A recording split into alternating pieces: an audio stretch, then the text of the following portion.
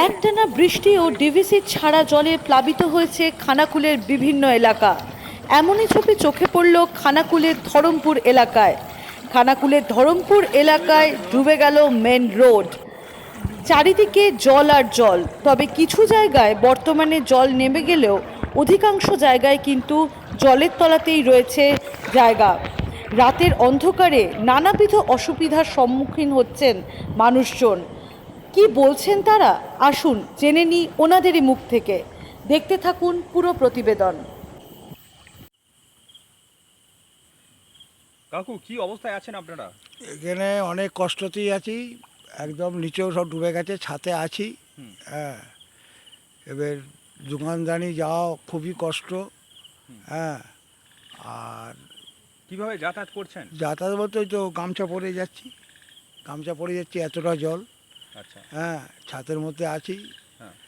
কেউ জিজ্ঞাসা করেনি, আর কেউ প্রশাসন নৌকো ফৌকো কিচ্ছুই নেই। কিছুই নেই? না, কিচ্ছুই নেই। খুবই কষ্টের মধ্যে তাহলে? খুবই কষ্টের মধ্যে বলতে এই তো কষ্টের মধ্যে এই যে জল হয়ে গেছে। তো বেড়ে গেলে তাহলে আর বেরোতে পারবেন না? না, একদম বেরোতে পারবেন না। এখানে প্রশাসন কেউ আসেনি, কোনো মেম্বার ফেম্বার। হ্যাঁ। কেউ টান জিজ্ঞেস পেয়েছেন? টান পেয়েছেন? কিচ্ছু না। ও জিজ্ঞেস করেনি, আর কি প্রেরণা দেবে? কিছু না। আচ্ছা। আর এই যে এটা তো একটা প্রধান সড়ক, যেটা হচ্ছে খানাকুল থেকে আপনার ঠাকুরানী চক যাওয়ার প্রধান রাস্তা।